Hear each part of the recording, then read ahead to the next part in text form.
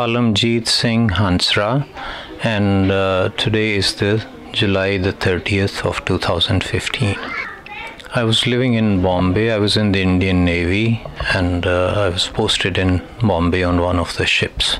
Yeah, we lived a very comfortable life. We were very well treated and had a lot of respect among the naval personnel as well as the civilian population around the area. It started a few days before the actual attack, when things started getting worse, and the media started speculating that the action in the Golden Temple was imminent. We were not directly related to what was going on in Punjab, but whatever we were hearing was only through the media. It was through the TV that we first heard of the attack. Most of the information was basically blacked out because only the government's perspective was being reported in the media, and it was a very one-sided sequence of events where a lot of information which to use a very simple word was derogatory to the Sikhs was being published and broadcast in the media. It was a very sad state of affairs. Some of the officers understood what was going on, but there were some elements who were very, very vocally critical of not only the people who were described as terrorists, but the Sikhs in general. One comment I do vividly remember is from one of the officers, and he was a Hindu Punjabi. His parents believed in Guru Granth Sahib. His marriage was solemnized by Sikh traditions, but a comment coming from him saying that all Sikhs should be lined up and shot was very shocking.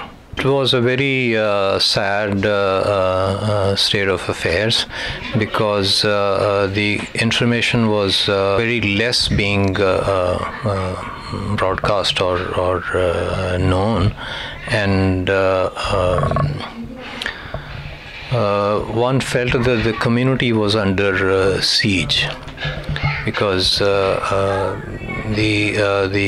information that was broadcast was such that one felt that the Sikhs' perspective was being lost.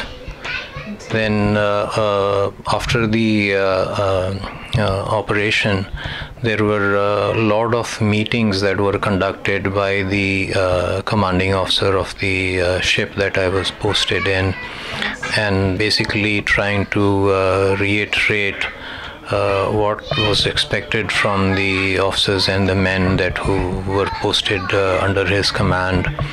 And even though there were no direct references, but still the idea that was being conveyed implicitly seemed to hurt the Sikh sentiments. Yeah, see, your loyalties are with the service that you serve. There were some elements who were very critical, but there were others who understood the situation and also were sympathetic to what was happening, and they kind of gave their support. It was basically all the information that was being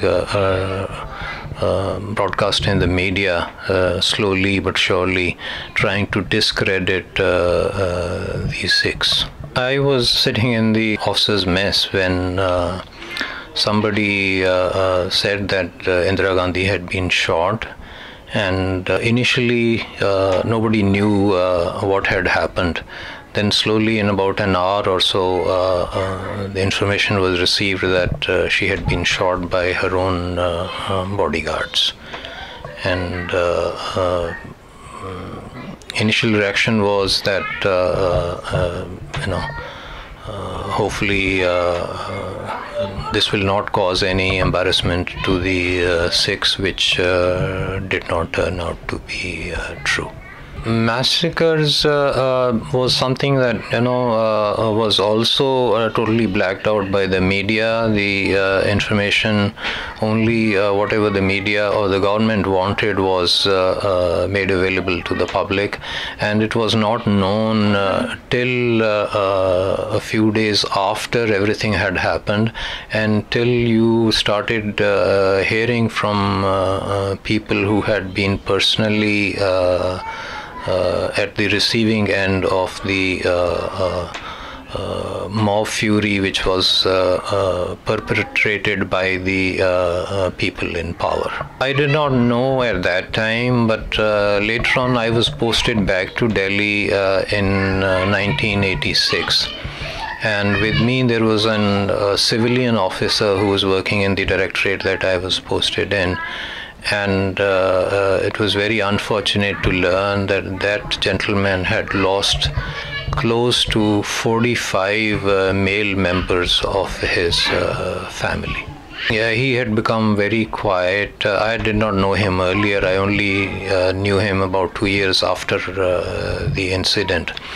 And he was very quiet. He was unwilling to discuss what had transpired.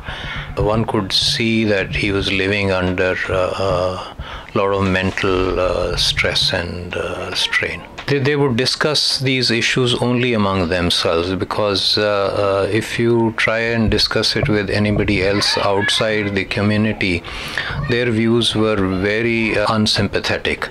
And whatever had transpired during Operation Blue Star or in the massacre that followed Indira Gandhi's assassination was something that was not openly discussed among the Sikhs and the non-Sikh members. This was such a topic which only a member of your fellow community could understand your feelings. The other people did not understand your feelings, and they were, even though you had no direct role to play in any of the events that had occurred, they would club all Sikhs under one brush and label everybody kind of sympathetic to the movements. Treatment of Sikhs did not improve after what had happened, and in fact one could